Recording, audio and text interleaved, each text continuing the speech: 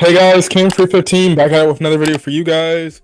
Back with another My Hero Academia manga chapter review for you guys as we continue on with the ending bits of the story of My Hero Academia. We have 3 more chapters left. I know this video chapter review is coming out a little bit later than initially scheduled, but I'm getting it out now, and obviously this chapter is focused around Spinner and Deku having that one-on-one conversation with Spinner. So let's get to it. This is chapter 427 titled Who Was Tomura Shigaraki?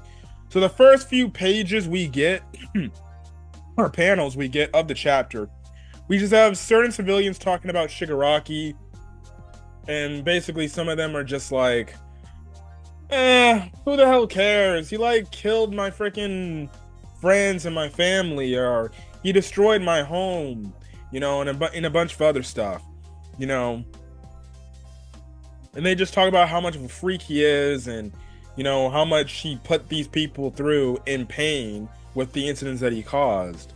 You have this one old lady talking about, like, I can't help but wonder, if they couldn't have stopped him sooner.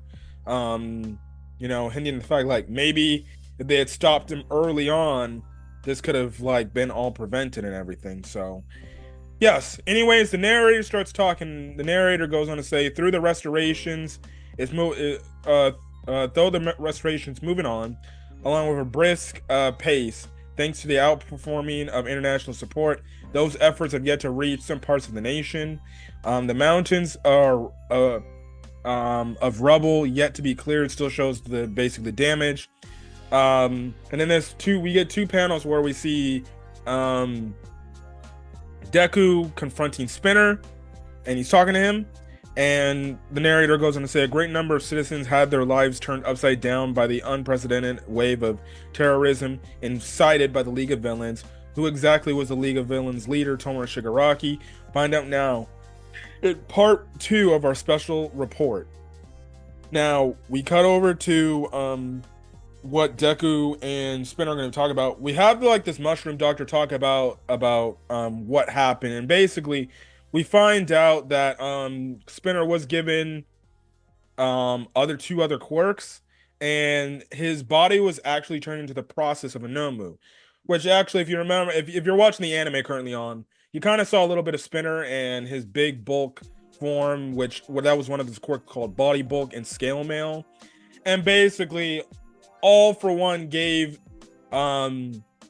Spinner these 2 quirks, and because of these 2 quirks being in his body, and the fact that we already know, like, a quirk user with multiple quirks in their body that shouldn't have multiple quirks in their body, it makes them go berserk in a weird way, and they lose control of themselves. And basically, the doctor says, yeah, like, we've been studying on Nomus and things like that, and if not for figuring out, Spinner's biology and the ways to negate these quirks that were imported into him, he would have ended up turning into a Nomu.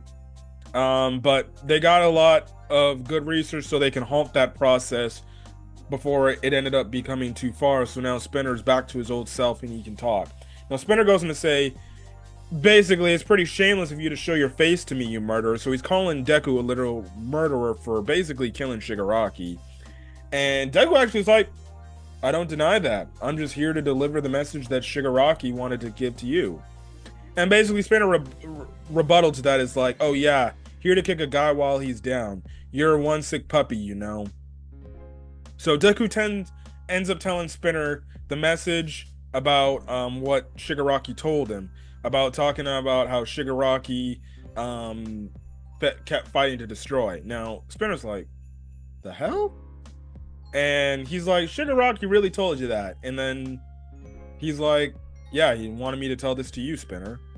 And then Spinner's like, wait, did he give the same message, or do you want me to do the same thing for Toga, or do you want you to do the same thing for Toga, Dabi, and Mr. Compress? Which Compress is dead? Well, actually no, he's still alive. I think he's just badly wounded. We don't know what's happening. We don't know what Toga's up. We already know what's going on with Dabi. And basically Deku replies by saying, no, only use. Now this one, Spinner starts to get a little bit emotional, and he goes on to say Shigaraki was his only shining hope. He goes on to say with a smile, he said we destroy everything. He transformed Deku into a gnarly crater, and he represented me and my voice. He goes on to say when I was oppressed for who I was ready to give up on my life. I was just still some stinking heteromorph. But he goes on to, and as this, he starts like transforming to the big bulk form and everything. He goes on to say, but he gave me a guy like me to dream. I had hoped for major change. I dreamt I could be something special. He then grabs Deku and he's like, looks like he's squeezing him. Now Deku's like holding the doctor back. He's like, whoa, come on, no. And and you just have it to where Spinners goes on to make the mention like Tomura Shigaraki is my hero. This is the guy that he got me through all this. This is the guy that I looked up to essentially. So he goes on to say destroying the world. He goes on to say he was a gamer, and he goes to talk about like how he could relate to Shigaraki because they played video games and they loved video games. In the meantime, you're just having panels of people talking about Shigaraki and how much of a bad individual he was, and the fact that he did all these hurtful things. Now, obviously, you know, I'm not defending what Spinner's saying, or the fact like, you know, Shigaraki and what these people are saying about him is wrong, and that he's just an individual that got put on the wrong path. At the end of the day, Shigaraki killed millions of people. He harmed people's lives, and he literally had a whole plan to destroy Japan, which would have killed millions of people. So at the end of the day, as much as Spinner can relate to him and say like, hey, you know, he was a gamer just like I was, at the end of the day, he did kill people. He killed his own family too, as a child. You know, and you know, Spinner goes on to talk about that. He's talked about like he was a fan of all my favorites, and then he goes on to talk about how like Shigaraki was his first friend. Now Deku replies to this by saying Shigaraki told me he needed to be a hero to you all. The League of Villains had a special place in his heart, and I'm sure he felt the same way about you as you did him, which is why I think he wanted to let you know. The narrator goes on to say, I got caught up in the frenzy, and at some point, I stopped dwelling on the idea that we were past the point of no return. I've always been too slow on the uptake. Oh, this is actually Spinner, my bad. Spinner's basically saying, if only I'd taken one more step, then maybe I could have saved my hero and my friend. And he's talking about when All For One implemented the quirk on him. He's like, well, maybe if I wasn't as hesitant, I could have maybe did something to help my friend out, because he was going through all this pain and suffering from what his master was forcing upon him. And if not for that, maybe if I had stepped forward, I could have helped him. And maybe, who knows, in his eyes, it could have changed the tide of how things operated. So that's the thing. And then you come back to the news side, and then basically the news side is like, well, this is basically it of Tomura Shigaraki. Who knows? We may be out there, or we may there may be the next Tomura Shigaraki out there. The next best thing is we got to prepare and watch out for the next threat, so then hopefully we can find a way to put the stop to it a lot quicker. So that's kind of the thing right then and there. So yeah, anyways, Spinner, as Deku's leaving, he's like, you bunch are gonna keep fighting, right? And he goes on to say, sooner or later, I'll bet you'll forget all about Shigaraki and the League of Villains. And he goes on to say, like, he's gonna write a book about Tomura Shigaraki and how he was a symbol of fear, and about how the League of Villains basically tried to destroy everything, and it's gonna stick. And he's like, it's gonna be something to stick to you heroes and everything. And Spinner, he look, he makes a good point. He's like, the past never dies, and I'll spin the tale of Tomura Shigaraki. So that basically concludes Spinner. Now Deku does say, make it a comic book. And basically, Deku's like, don't worry, I won't ever forget about Shigaraki. And clearly he won't. Like, Shigaraki was a huge part of this man's life, or this dude's life, Deku's life. But I like the fact that Spinner's going to write a book, because he's going to make it known, like, listen, you can people say all these You can say all these things, but I'm going to say this is what this guy was about at the same time, what about the stuff that we did. So yeah. Now Spinner also makes the mention, hey, tell that that octopus friend of yours to give life all he's got, and he's talking about Shoji, because remember Shoji confronted him in the war arc. Now Deku walks out.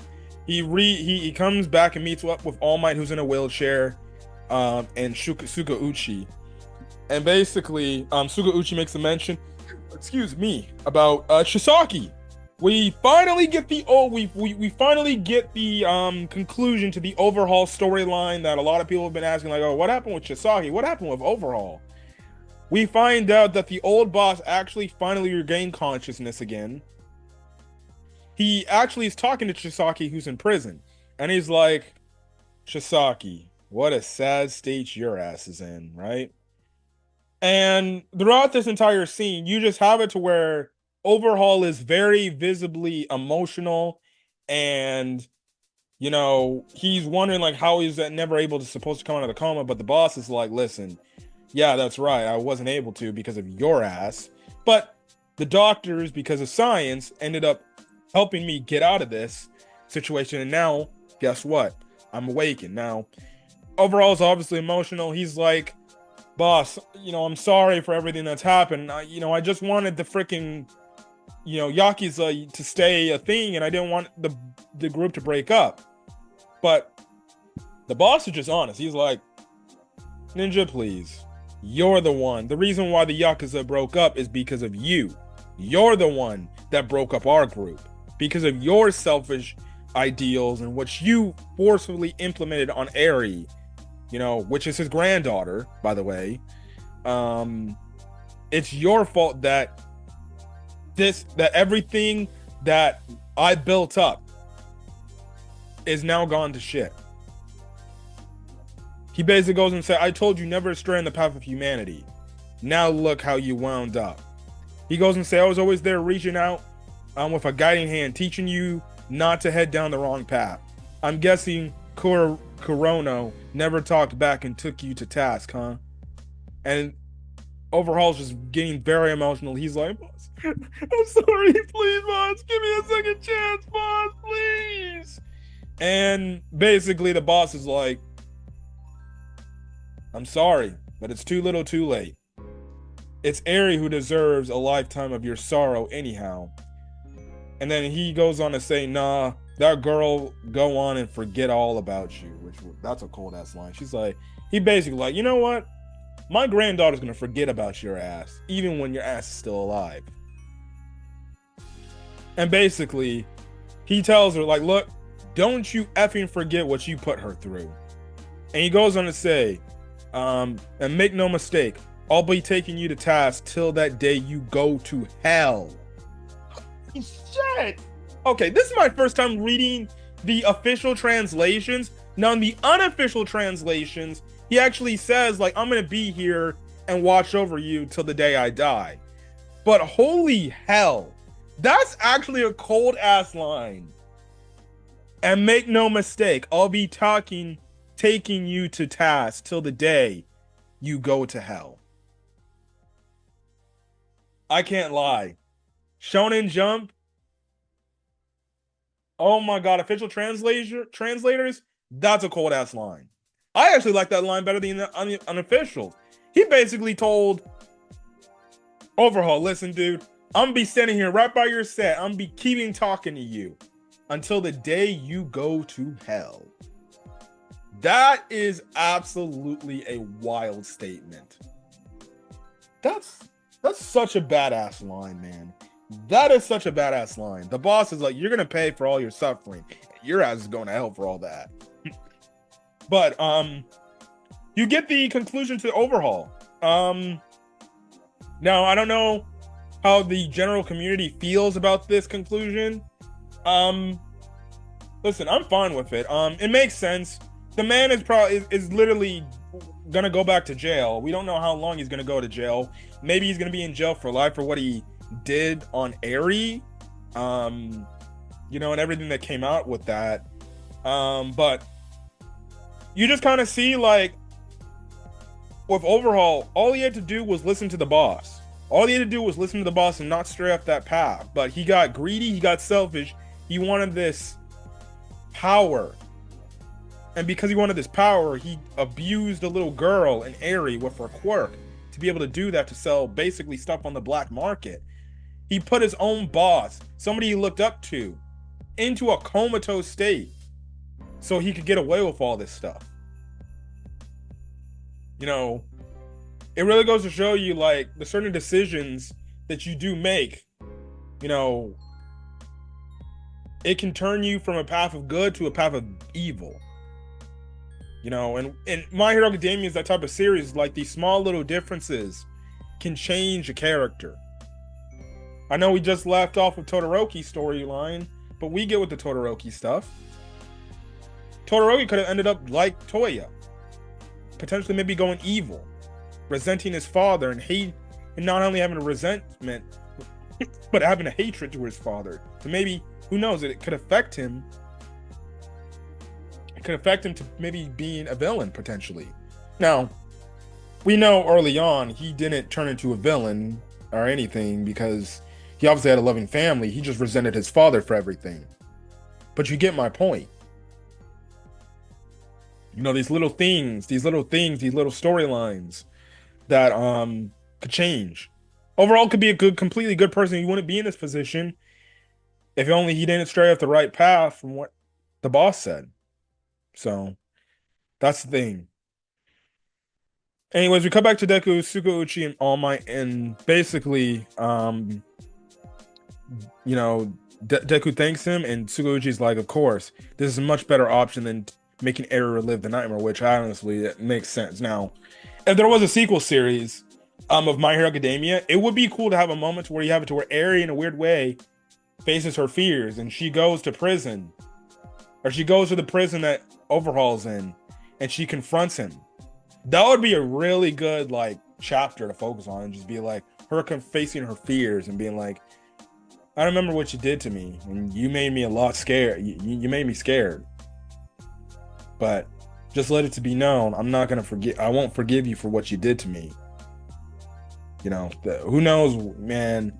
So many like storylines. Like that would be something like I would love to see a sequel. If there was a sequel series for My Hero Academia, that would be a scene I would love to see. An older version of Eri confronting Shisaki. You know, but I feel like that could be a thing where maybe at some point, maybe she does address that. Maybe she's like, you know what, I'm gonna see my abuser and confront him in the face. Now, obviously, they could bring a lot of PTSD and a lot of trauma. But who knows? Now, Deku goes and say, what can we do to make it all stop for good? Talking about like, how can we stop villains from actually doing all these evil things? And Tsukauchi's like, as much as you won't like to hear this answer, but you can't stop evil. It's just going to continue to happen regardless. You know, he goes on to say, well, we could ask Hawk's drum with an army's worth of heroes. But he just says that as a joke. But Tsukauchi's right. There's really nothing you can do. At the end of the day, as much as there's good in this world, there is evil. There is going to be evil. There's going to be somebody that is going to feel like they've been wronged by society, and they're going to take it out on other people, which could result in people dying, because guess what? It's that version of that person's payback for being wronged, because they only view those people as the stereotypical people. And Tsukauchi's right. Listen, you know, as much as, and that's even a real world of shit right there. As much as I want to live in this earth peaceful, and again, this can even lead into religion and stuff like that. I'm not going to get into religion, but regardless, there are bad people out there. There are bad people out there. And again, I don't mean to get too politic heavy, but I know United States, there's always a freaking mass shooting. It's because somebody, even though, yes, 9 out of 10 times it's probably a mental issue, it's because a bad person woke up on the wrong side of the bed and was like, I'm going to go shoot people. You know, as much as there's many good people out there, there's bad people out there too. So, that's the thing. Anyways, Suga Uchi goes on to talk about, like, well, let's turn those frowns upside down. The new first years are joining today, and we gotta get there. So the chapter essentially ends off with the new first years coming into UA. All these girls are just losing their mind over Bakugo and Todoroki because essentially, with the fact that they saved the world, they're all popular. So these girls and these new students are coming out. They're like, "Oh my god, it's Dynamite! Oh my god, it's so Todoroki! It's so cute! And I hate you guys!" and things like that. They're asking for his phone number.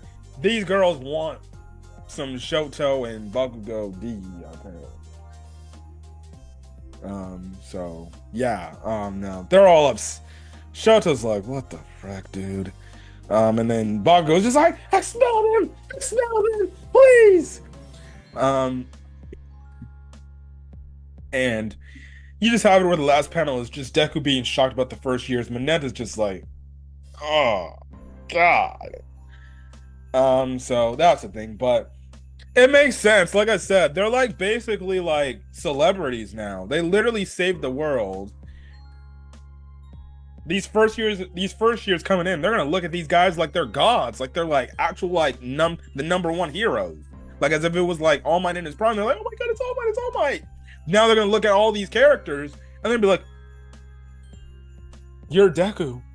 Can I please shake your hand? Can I get an autograph? You know, that's the thing. But that's where the chapter ends. I think there is a break next week. I think. Yeah. That's basically it of this chapter. We got some good content, some spinner content. We got some the resolution to the overhaul stuff. And yeah, I don't know where the next chapter is gonna go. We'll see. We got 3 chapters left. I'm guessing we're gonna figure at some point. I guess we're gonna get like a pickup or an interesting thing to or a follow-up to what happened with Toga. You know, Chaco and stuff like that. So we'll see. We will see. Anyways, I'm gonna get out of here. If you guys like the video, leave a like, put in the comment section your thoughts. Hit the subscribe button if you want to get more My Hero Academia content or any other anime content uploaded to the channel. Till then, guys, stay safe out there and have a great rest of your day, night, or watching this video. Till then, guys, peace.